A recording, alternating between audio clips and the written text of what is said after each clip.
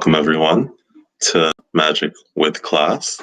Today I just want to talk about some Magic the Gathering news. First thing, I want to talk about the two Commander Legends decks that are being released alongside Kaldheim. It's like there were some leaks concerning the names of these two Commander products that have been being released with standard sets and also were released with Commander Legends. So it looks like we are going to get Commander decks with every product release, and that's not surprising considering the popularity of Commander. So the two Commander decks that are being released alongside Kaldheim, one looks like it will be based on elves, and I believe it's called the Elvish Empire, and the other one looks like it will be based on phantoms.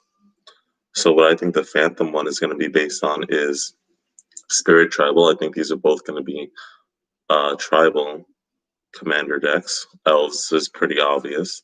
There was some elf support in Commander Legends, especially in the color of black, which is not really a elf color unless you go back to Lauren, in which there were elves in primary green and kind of secondary black, and there were a few white elves. So I think that Kaldheim will definitely have some green elves, as is common for the color, but I also think it's going to have a ton of black aligned elves. So that's going to be cool to see. So I think Commander Legends is actually planting the seeds for some future elves that are in the black part of the color pie. What the themes of that elf deck will be, if I had to guess, I think it's going to be about death triggers whenever an elf dies. And I also think the green side of the deck will be token production, so that your tokens will die and trigger the black effects for these elves.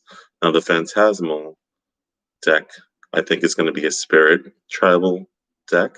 Kaya, Ghost Assassin, is in Kaldheim. She has been revealed in the packaging, and even Mark Rosewater mentioned that Kaya originally debuted in a supplemental set, and now she's going to be basically the main character in Kaldheim, which is very interesting. I am interested to see how that is going to go.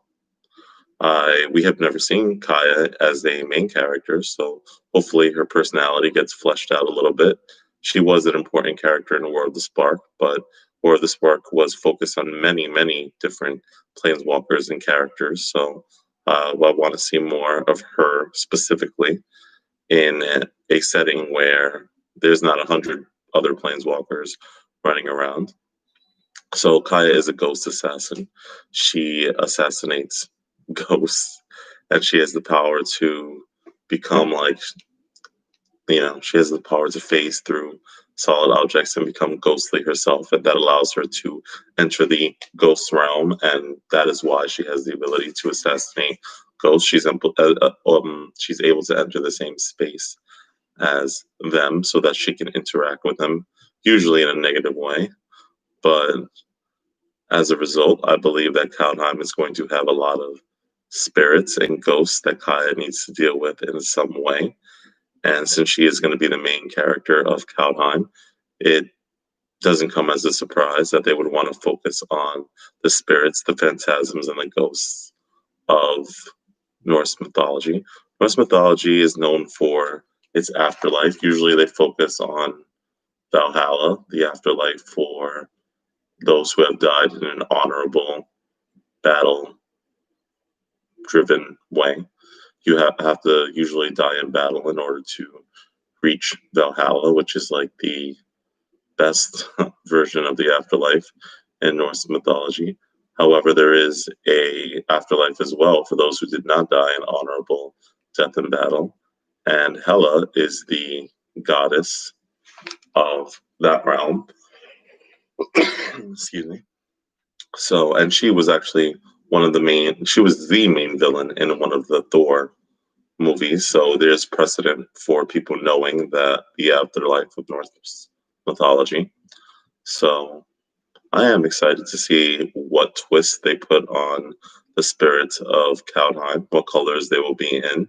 If the elf deck is going to be green and black, which is my best guess, it could enter into a third color. I doubt it would be red. Blue is a possibility. White is a possibility. But I think it's just going to be two colors, and it's going to be green and black, which leaves the spirit deck to be probably not those two colors, although it's possible that they do intersect. Spirits are usually, I think people consider them mostly white. In Kamigawa, where there was a huge spirit theme, the spirits were in all five colors, but they were actually in green a lot more than people realize. I don't think there will be green in Kaldheim. I think there will be white and potentially blue because there were white blue spirits in Innistrad block, and that could tie in because we are going to go to Innistrad in about a year from now. So if they do Spirit Tribal in Kaldheim, some of that Spirit Tribal can interact with some of the Spirit Tribal that we will get next year in Innistrad, which should make interesting decks. So I think the Spirits will be white, blue, potentially black as well. I guess they could be green because of Kamigawa. Or maybe they want them to be even red because spirits are a tribe that does exist in all five colors. So I am interested to see how they're going to go with the spirits and the undead in Kaldheim. Uh, Other news is that they announced some of the secret lairs of 2021. They gave us a huge preview of those secret lairs. So it seems like they're going to continue the artist series, Secret Lairs, and they're going to focus on those a lot more. Some of the more popular Secret Lairs have been ones with unique and interesting art, like the Slime Time Secret Lair, which has some very cool art for some of the creatures and other cards in that series. The Thraxamunder Party Hard Secret Lair that is being released right now has gotten a lot of positive feedback. It looks like a lot of the cards look like they are part of a rock album or that you would find them on a rock and roll type poster. And it's good to see that they are going to continue to experiment with the art in Magic the Gathering. A lot of people do have the complaint that they don't really look like Magic cards, that they are difficult to read, that a lot of the information is not in a typical place, that it's hard to find where everything is. It's hard for you and your opponent to actually read and see what the card does. But these aren't new cards, so you can always use the original. You can always have the original art handy and show your opponent, okay, so you can't really read it. Here is what the card does in a different form. And there's precedent for this because there were actually textless cards. There were cards with absolutely no words on them, and those actually weren't really popular. But there are cards with actually no words on them, and you just kind of have to know what they do. But they did pick iconic cards to do that type of to do that type of art with. So that's something. So the first art series was actually by Seb McKinnon, who's a fantastic artist, and the art looks pretty amazing. They're actually giving the artists a lot more freedom to pick the cards that they want to make art out of, or that they design a piece of art, and then the Magic the Gathering designers or people in charge of that department or division say, okay, that art is pretty cool. I think I know the perfect card that type of art would fit in. So it's good that they're actually giving the artists a lot of power and a lot of freedom in the creativity department. It would kind of be a feel bad if they kind of forced artists to do specific art, because then it wouldn't, it would feel more like work rather than this is something that they actually want to do.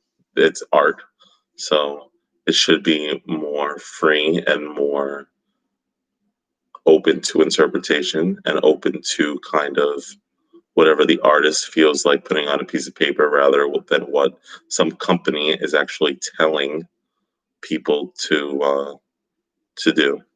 So I actually like the artist series, and I am looking forward to some of the future artist series that are going to come out in 2021. Will I actually purchase one? I'm not really sure. A lot of the cards I do already have in some form. I do like the Thraxamunder art in that secret layer, but I have all those cards. So I don't want to spend between $30 and $60 on a few cards that I already have just for the art. I think if they go the route of the Walking Dead secret layer and they release new cards with this unique and different art, I might pick it up. But I don't think they're going to take a huge amount of risks with brand new cards. I don't think they're gonna do extremely experimental art for cards that don't have like a regular normal Magic the Gathering type art. Even with the Walking Dead secret layer, the art that they used was very photorealistic. So that itself was kind of a change from what they would normally put on a Magic the Gathering card. Those cards look like they just came out of a screenshot from the show, and they looked very realistic. The Lucille card was just a bat like lying next to a automobile, which is definitely not something that you would find in a typical Magic the Gathering set or on typical Magic the Gathering art. I don't think they've ever depicted a car or vehicle in quite the way they did it on that Lucille card, which is just like an Earth car, an Earth vehicle. So another thing that people are talking about is the new secret layer that was just announced for 2021, and that was the Secret Layer Ultimate Edition 2. So the Secret Layer Ultimate Edition 1 had 5 of the fetch lands, which are very expensive cards. So at one point, those cards were $100 for just one of them. They have been reprinted a number of times. Even so, their value remains high because they see so much play in so many formats. They see play in Modern. They would see play in Pioneer, but they banned them straight away, partially because of their power level. They see play in Legacy. They see play in Vintage. They see a ton of play in Commander. They are great in landfall based decks because they essentially allow you to trigger landfall 2 times in a turn. And they are awesome for fetching the shock lands and other lands with land types. So they don't even need to fetch basic lands. They just need to fetch lands with specific types. They can even fetch the triomes from Ikoria because they have basic land types, even though they are not themselves basic lands. So the Secret Layer Ultimate Edition 2, you would think would be the other 5 fetch lands, or maybe some other lands of similar value or similar prestige. Maybe the shock lands, which are nowhere near the price of a fetch land. I think the most shock land ever was 25, maybe $30 for the most expensive one, and that was at like an all-time high. I don't think you will ever see a shock land go above $30 for a significant amount of time because they themselves have been reprinted over and over. And I don't think they see quite the amount of play that the fetch lands do, although you'll still see shock lands in Commander and Modern and Legacy and Vintage as well. Although I think in Legacy and Vintage you're going to see a little less of the shock lands, but still you are going to see them. They're a requirement for like any decent land base in any format that they're legal in. So everyone really had high hopes for this Ultimate Edition 2. I think the biggest complaint about Ultimate Edition 1, well, there was 2 complaints. First of all, the Ultimate Edition one was just, it was super expensive.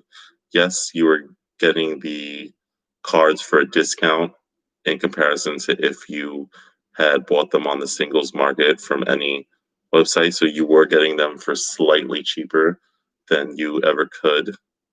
However, it was still really expensive compared to any other secret layer or any other of these products with only a handful of cards in them. So also the other issue was that they're WPN exclusive. You can only get them from a WPN location. So they are relatively rare and hard to obtain.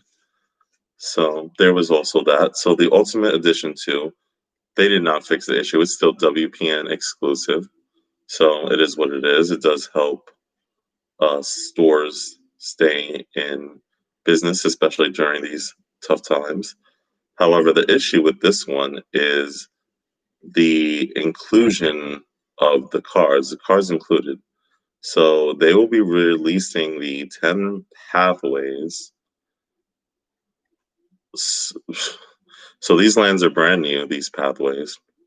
6 of them were in Zendikar Rising. They're the MDFC lands from Zendikar Rising, and the other 4 are going to be released in about 2 months in Kaldheim to complete the cycle of 10 MDFC cards that flip from one color to the next, but you have to choose when you play it. You can't flip them when they're already on the battlefields. You just have to make a choice when you play the land. And I made a video recently, so check that out if you haven't, saying how much I actually like the pathway lands and how I think they were excellent cards for Commander and other formats. And I think the power level was about right considering they enter untapped.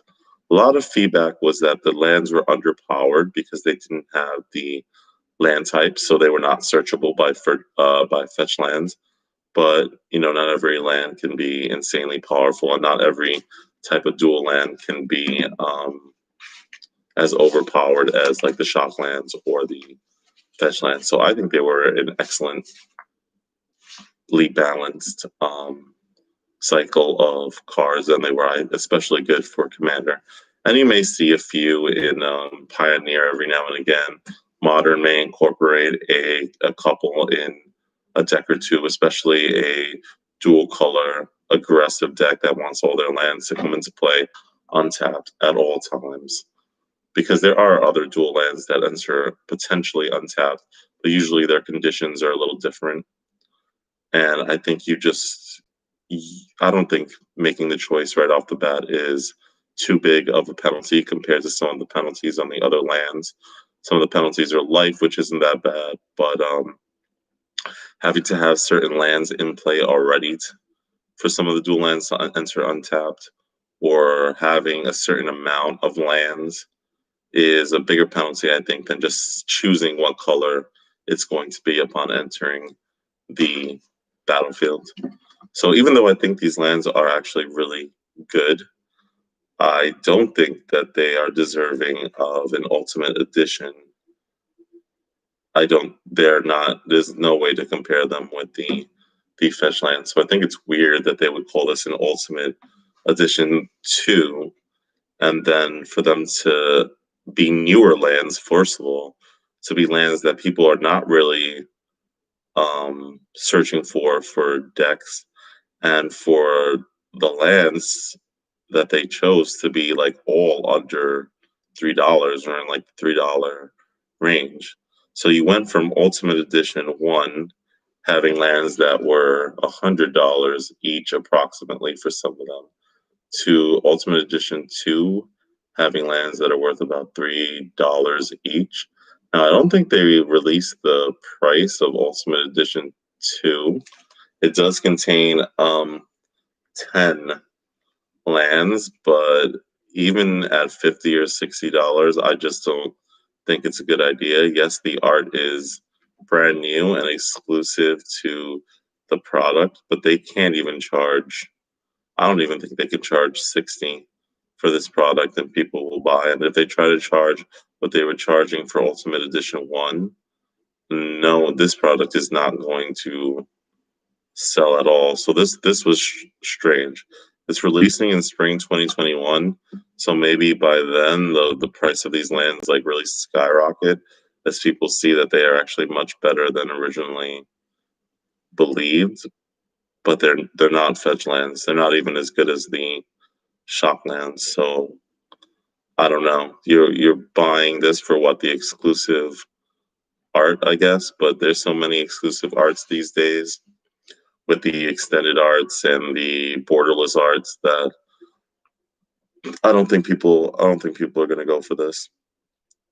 And speaking of secret layers and speaking of The Walking Dead, as I was earlier, it was also announced that the secret layer was the highest selling secret layer of all time, which comes to no surprise to me. At the very least, I purchased 2 of that secret layer myself. It was also the secret layer that got the most people who've never purchased a secret layer to buy one. And I was like, well, yeah, that's obvious. These had unique cards in them. People don't have these cards, and people kind of want them, both because they might be a fan of The Walking Dead, but mostly because they were actually made really cool commanders. You can use them in multiple formats. Even in Legacy, some of them are very playable, especially Rick, Steadfast Leader. And yeah, people want the opportunity to get unique cards that they can't get anywhere else. As I said, a lot of the reason why I'm not purchasing the Thraxamunder Party Hard Secret Layer is because I have those cards. They're not mechanically unique, and I love the art. I think the art is really cool, but I'm not paying $50, $60 for cards I already have just because the art is awesome. If it was a little less, or if I could get them in a booster pack or something, maybe. But yeah. So anything else? Oh yes, everyone's also talking about Commander Collection Green, which I think people are finally getting their hands on. So Commander Collection Green, it's about $90 for the regular non-foil edition, and it's about $250 for the foil edition. The foil edition is especially expensive because some of the cards have never been in foil. So this is the first foil printing of, I think, Worldly Tutor and maybe 1 or 2 of the other cards. So I don't know. I don't know if I can recommend people buying either edition, because even though if you buy the cards individually, it'll be about the same price as if you buy the collection. You have to think, well, first of all, do you already have these cards in your collection? Again, you would just be buying this collection for the exclusive art. Secondly, will you be playing with all the cards in this collection? Some of them are amazing. Some of them, like Freyalise, I don't think you would play them in every deck. I think you would play it in an elf deck, but I don't think every deck would run a Freyalise. Every deck would run something like Command Tower or Soul Ring, or 99% of decks would run those 2 cards. But you can get those cards for like under $1. So those were weird inclusions. So there's only a few cards that I think you would run in every single green deck that's actually worth the price, namely the Tutor. But I don't know. I'm not a big fan of the product. I think it's extremely overpriced for what it is. And I don't like that they're basically going on the secondary market, seeing what the price of the cards are, and then saying, you know what, we're going to put 8 cards in a collection, charge slightly below what you could buy the cards for, and then call it a day, because I may not want all of the cards in the collection. Maybe if they had said something like pick any 10 green cards and they give us a huge list of 100 and then we'll make a special product out of it, maybe I would be more interested. But I don't like the Commander Collection Green. And I hope for the future Commander collections, because they're going to do more. People are going to buy this product. And even if not many people buy Commander Collection Green, the price of the product is so high and the profit margins are so high on it that even if it sells pretty mediocrely, we're going to see Commander Collection Red, Commander Collection Blue.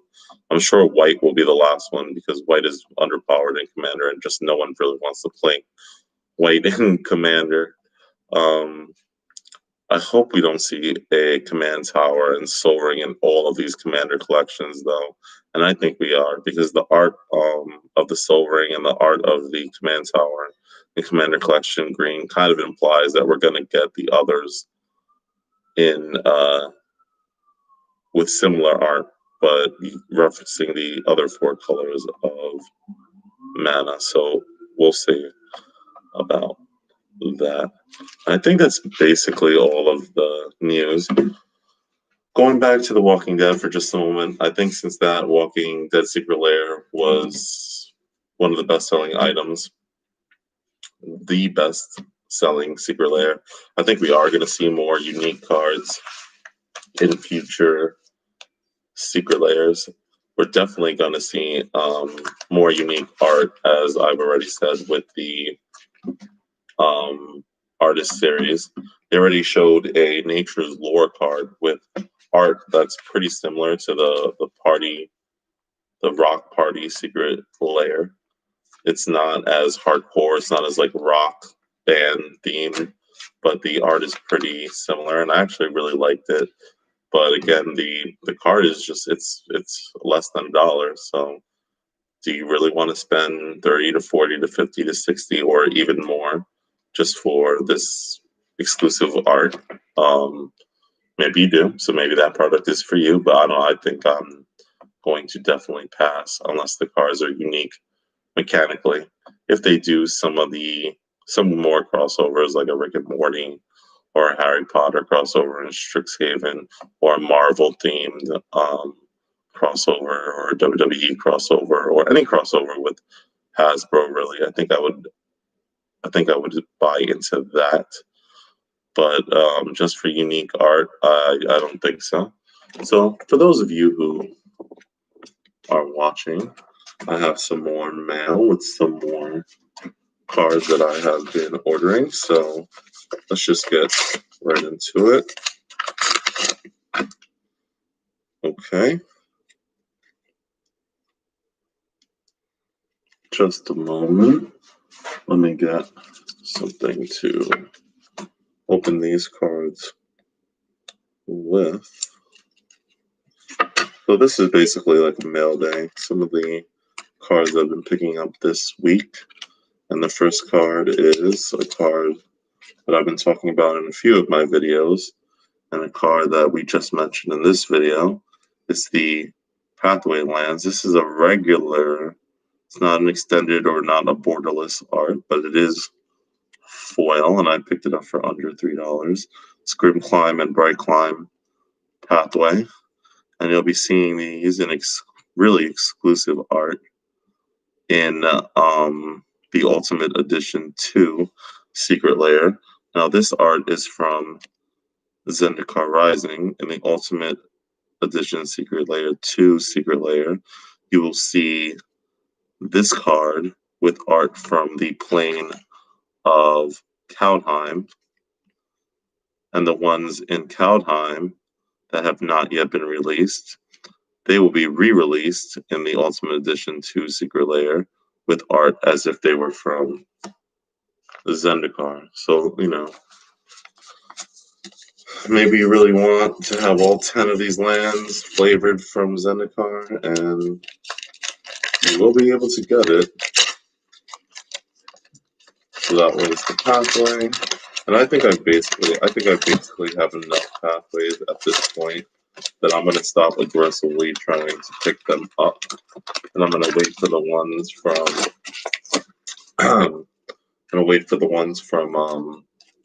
Kaldheim to be released, and pick up the other few of the other 4. So this is not a pathway land, this is a mythic. I've also been trying to pick up the mythics from Standard, that I do not already have that have gone down a little in price. And this one was actually a bit pricey.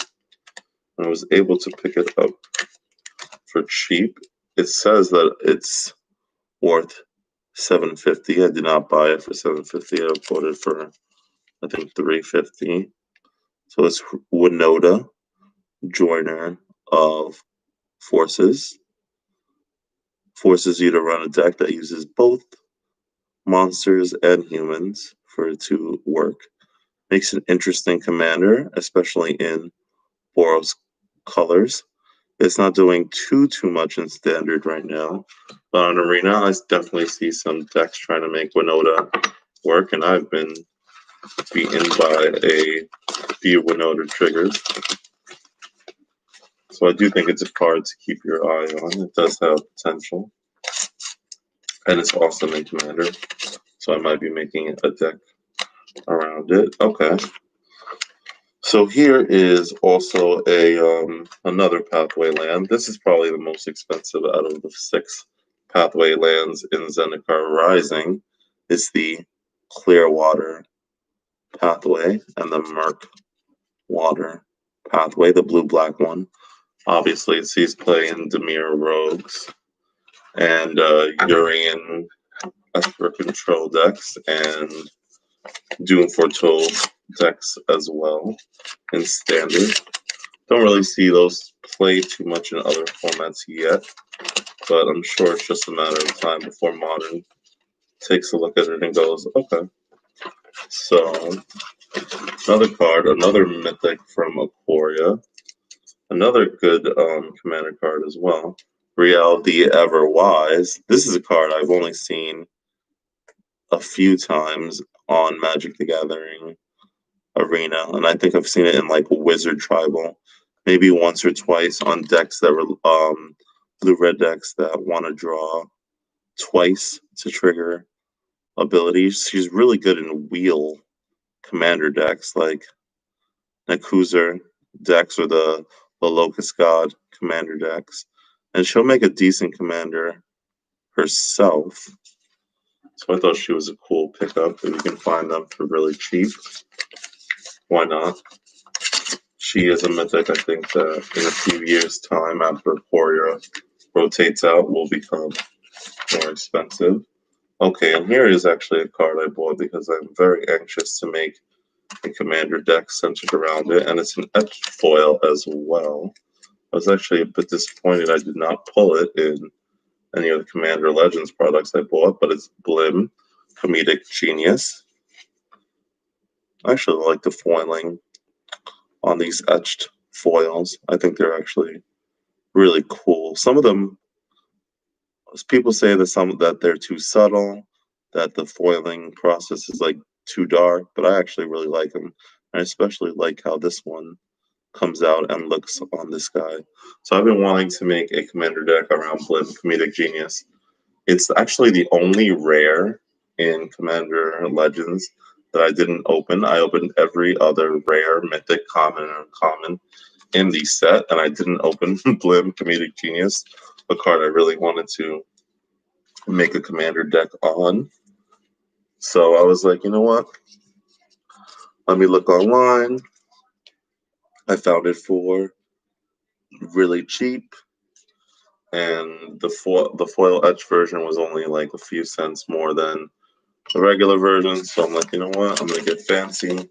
I'm gonna pick up the etch foil version. It's the first legendary imp, and he's basically a hack. He is from Ravnica. He's in the Rakdos Guild. He is a comedian, but he's not a very good comedian, although he claims to be. He says that one time he was so funny that the audience actually all died because they were laughing so hard, which actually can't happen in real life. So be careful not to laugh too hard. But yeah, he said he had to be there to find it funny, but if you were there, you'd be dead. So if you were in the audience, that is, he didn't die. So obviously, he didn't find his own jokes too funny. And I guess that's assuming that no other person saw the show. Like there was no producers, there was no other comedians present, but whatever. Anyway, this is another foil pathway land, not extended or not, not any exclusive border.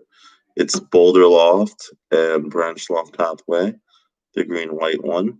And the foils are just, they're so close in price to the extended arts that I'll pick them up. They look gorgeous. And you never know. Sometimes foils really shoot up compared to their regular versions. So if you can find them for just a few cents more from their non-foil version, why not splurge a little, right? Okay, so the next card, another mythic. I forgot. This is from Zendikar Rising. It's a dragon, so I expect that we will see some new and powerful dragons in the summer when the Dungeons and Dragons crossover set releases. I think we're going to see some not only new dragons, but dragon tribal effects as well. So this is Leyline Tyrant, a mythic. 4/4 for 4. Flying in red is actually pretty good. And then it lets you hold mana, and when it dies, you can use all the mana you've stored to deal damage. It's a dragon that's on the cheaper side of the mana cost. Only costs 4, when usually dragons cost 5 or more.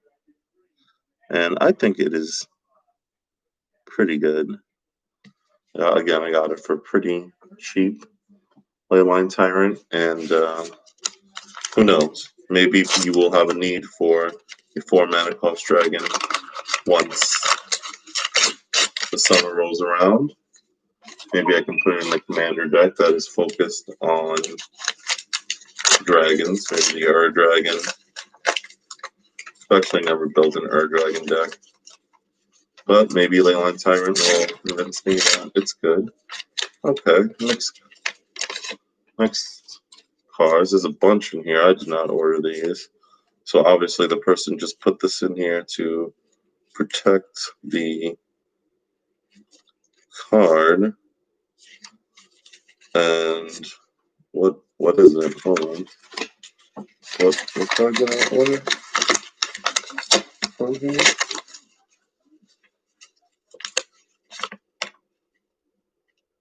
Okay. It says free repack. I don't remember ordering. Okay. So he gave me something for free, but this was the card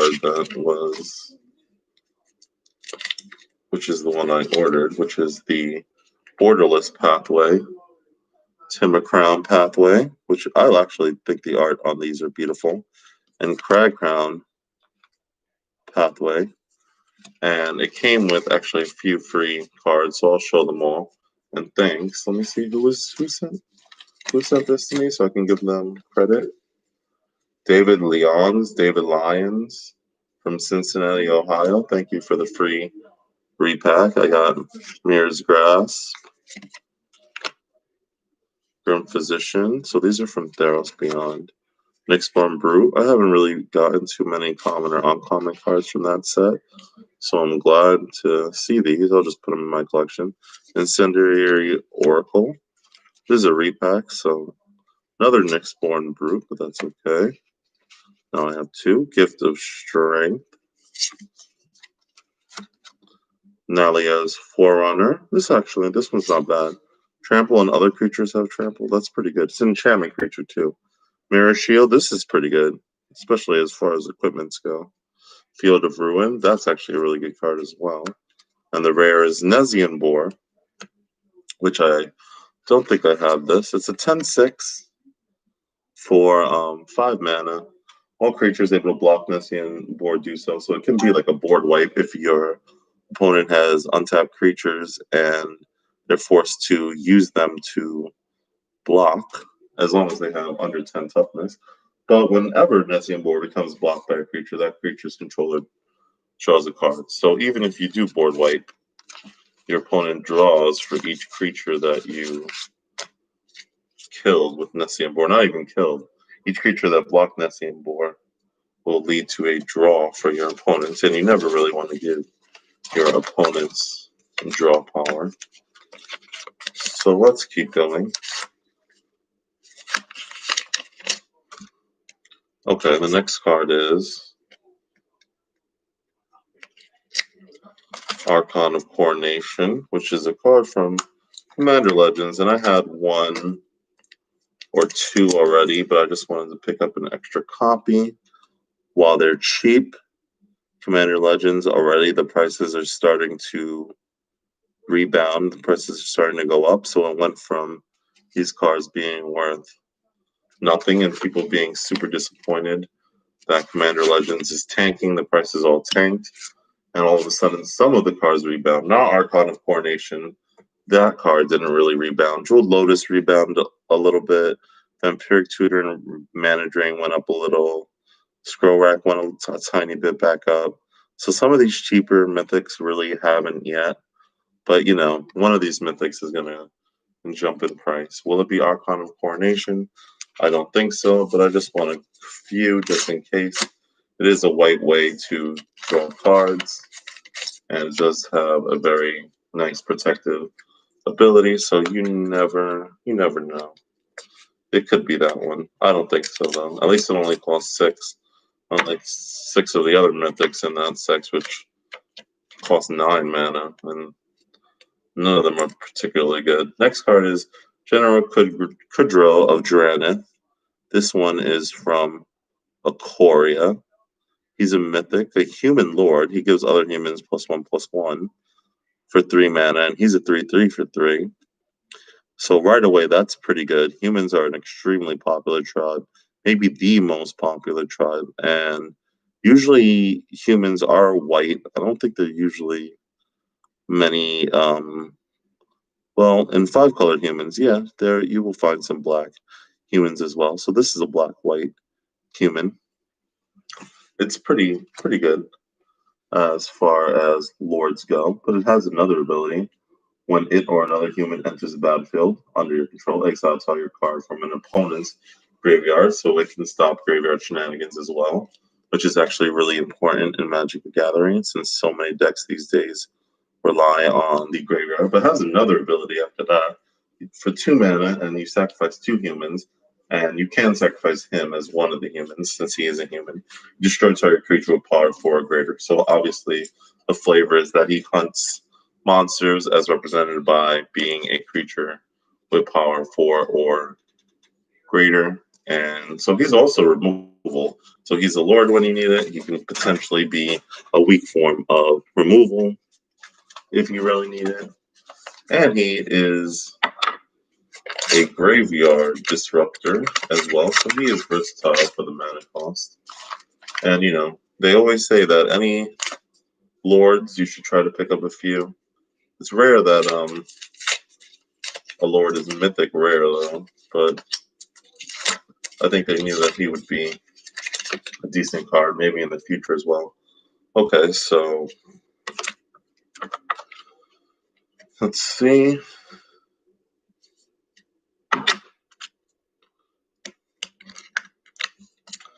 So this is another pathway, because I didn't have many of these. I had the other 5, but the Clearwater and Murkwater pathway, I had like basically only one. And I was like, you know what? I have like 4 of the others, and I don't have the blue-black one, and I don't want this to get too expensive. And then I have like all the other combinations, and then not that one. So I picked a few up, and I was able to get a few for pretty cheap after haggling a little bit with some of the sellers online. And I guess this came with like an extra card. Ghastly Gloom Hunter. 2 mana for a 1/1 flying lifelink. It's a zombie bat, so you know zombies supported, and maybe one day we're gonna see some cool bats. And if this guy was kicked, it has a kicker of 4, 3 of anything, and 1 black. Enters the battlefield with 2 +1/+1 counters on it, so it will be a 3/3 flying lifelink for 6 if you pay the kicker, which is terrible. But what is this? A common? It's a common from Zendikar Rising. So, well, thank you for the extra free card and the 2 top loaders. I guess it was to ensure that the card got there safely. And again, you always thank someone for giving you more than you bargained for. All right, last package, and this package is actually pretty big, but I'm pretty sure there's just maybe 1 card in here. Just put that right there. Okay. All right. Kind of a big packaging for just 1 card, but maybe it was the cheapest way to send it. Maybe it was the most secure way that he knew how to send a card, so I appreciate that. You don't want the cards to come all messed up. So thank you for sending it in a safe way because the card looks great. And it's a mythic, once again, from Commander Legends, Hellkite Cursor. And I also did have 1 or 2 of these. Also cost 6 mana. And it's also a mythic from Commander Legends, just like Archon of Coronation. But unlike Archon of Coronation, which I don't think the value will ever go significantly higher than what it is now. I think in a few years it might go a little bit higher. But I think, I don't think it'll ever be like a super expensive card. I do think that Hellkite Cursor will go up in value. You always want to be able to get your commander out of the command zone. This does it while also giving you a 6/5 dragon. It's excellent in a Kalia deck. It's excellent in a Kiki-Jiki commander deck. It's excellent in any deck that runs Kiki-Jiki and Sacrifice Outlets, which is a lot of decks. But so yeah, so that was my mail day. Let me quickly just show you. He's cool. Can't wait to build a commander deck around him. So, I've been looking at some more etch foils online. I want to see if a lot of them are undervalued or underpriced. And when I see that, I will definitely attempt to pick a few more up. I actually really do like the etch foils. I'm happy that their value is not particularly high right now because it means that I can just snatch them up while the market is low. And then I think the price will always rebound and go up, especially if they don't do etch foils for a long time. I think we will see etch foils again. I don't know if we're going to see them in 2021. If we do, my best guess would be in the Time Sparrow Remastered set. That's a definite possibility, or Modern Horizons 2, which are both coming out in 2021. I believe we might see some foil etch cards in those products. I don't think they will be making it into standard for any set in 2021. I don't think that even the collector boxes will contain foil etch cards, but I could be that. I'm not 100% sure. That they could have foil etch cards in a lot of the collector boxes. Maybe that's going to become a collector box exclusive thing. I don't know. But hey, thank you for watching. Thanks for those who stayed to the end to watch me open my mail and see what cards I think are cool to pick up at the moment. So what do you think? Comment, like, subscribe. If you disagree with anything, I'd love to have a mature discussion on why you disagree and what you think on all of these topics: Secret Lairs, Ultimate Edition 2, The Walking Dead Secret Lair, or anything else that I've talked about. Commander Legends, what's coming in Kaldheim. So, feel free to message, feel free to comment. I'll probably respond. So thank you to everyone for supporting me and the great discourse we've been having on Facebook and on YouTube. This is Magic with Class. I'm Jeremy Class, and I'm always reminding you guys to gather with class.